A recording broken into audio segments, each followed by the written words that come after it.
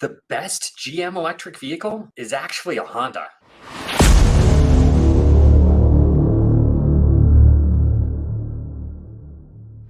So recently, Chevrolet came out with their new Blazer EV, and it has been met with a lot of issues. Unfortunately, I don't love to see things like this fail, but it took a little bit of time, and Honda came out with their platform mate, and that is called the Honda Prologue. One of the main benefits to the Honda over the GM is the fact that they have not disabled Apple CarPlay and Android Auto, which GM has done away with. They've tried to bury the story many a times and said that we are doing this for your safety, but when it first came out, they actually said the truth, which was, we want your data. Honda, on the other hand, just says, hey, we want you to have a good experience. So for that, we're going to build out the Honda Prologue. So I've got it pulled up here, the Honda's website. You do have a few different trims. They are going to be identical to GM in terms of their powertrain.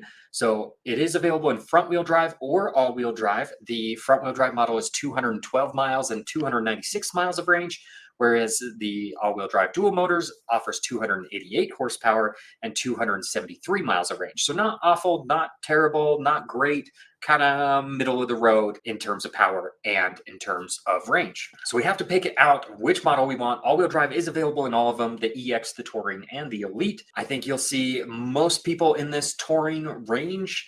I do tend to lean towards the Elite model just for the fact that you get those ventilated front seats. However, because most people are going to end up picking the Touring model, we're going to go down that road and pick out the way that I would personally build out a Prologue Touring model. So like I mentioned, the single motor versus dual motor, front wheel drive versus all-wheel drive. I am definitely going to add the all-wheel drive. Even though it does decrease the range a little bit, it does add a decent amount of power and the all-wheel drive capability. So one thing famous about Honda is they don't have a ton of options, which to me is beneficial in some ways. You don't have as much complexity. They can make the vehicles less expensive. They don't have to worry as much about how does the line operate with this option versus this option versus this option. It's something that's honestly been a Honda hallmark for quite some time. So first thing we have to do is pick out a color, and to me, I tend to lean towards colors. So you've got the North Shore Pearl, Pacific Blue Metallic, Raven Black, Scarlet Red Metallic, Snowfall Pearl, Sonic Gray Pearl, and Mercury Silver Metallic. Now, most of them are going to be this Snowfall Pearl. That's just where the automotive market is right now. For me, I am going to go with the Sonic Gray Pearl. I have picked this on a Honda before because I really do like the color. I like that non-metallic kind of muted gray color.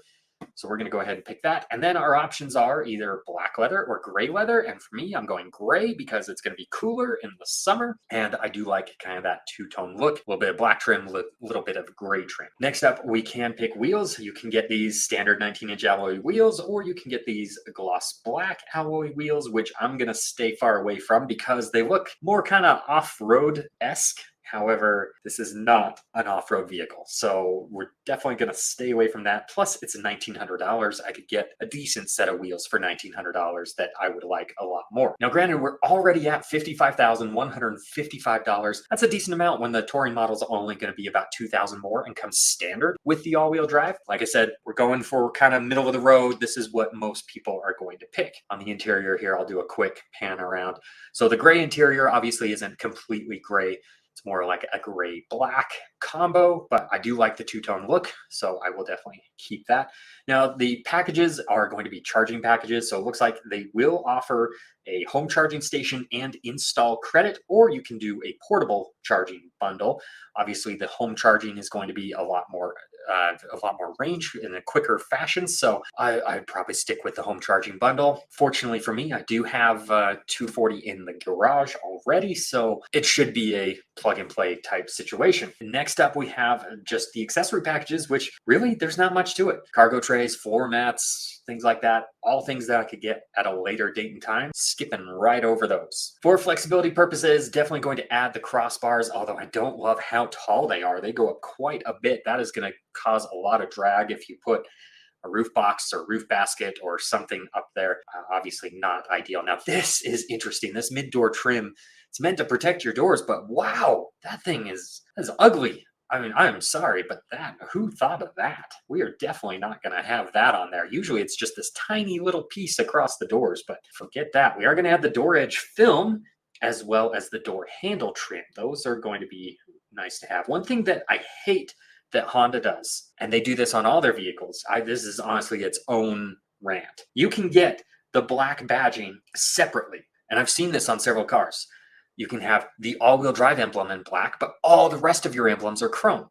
Makes no sense. Every other manufacturer, you want black badges, let's just give them all to you. You want chrome badges, let's just give them all to you. Honda, they will let you just get the Touring emblem in black, the E emblem in black, the all-wheel drive emblem in black. But here, looks like we've got the front H mark, rear Honda, and Prologue in gloss black. But we still have to add these. Yeah, that's not all of them. I thought that was going to be a package deal, but look, you can see on the configurator, the Honda badge blacked out, the Prologue badge blacked out. But right there, Touring is in silver and chrome, E's in chrome, all-wheel drive's in chrome. Absurd that they even offer this. So we're going to add all the black badges, and look at that. That adds a decent amount of cost to that. It's still showing 55,155. Front grille. Looks like we can add a different grille. Honestly, I don't like that grille as much. Just the smooth black plastic, I think, is the way to go. I'm going to add the rear bumper applique just to protect the cargo area, the bumper, as you're loading things in. Stay away from the roof basket and roof box, at least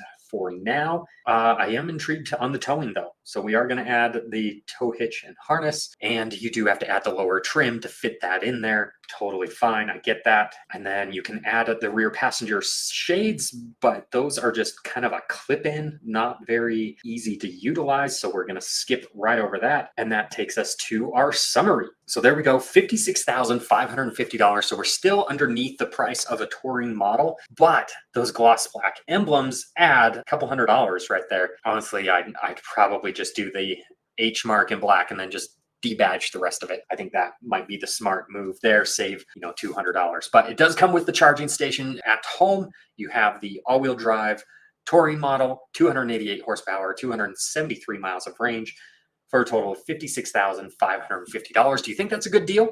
Or do you think this is going to be something that depreciates rather quickly, something that Honda is not necessarily used to? Let me know what you think. Make sure to check out some of my other videos while you're here, and I will catch you on the next one.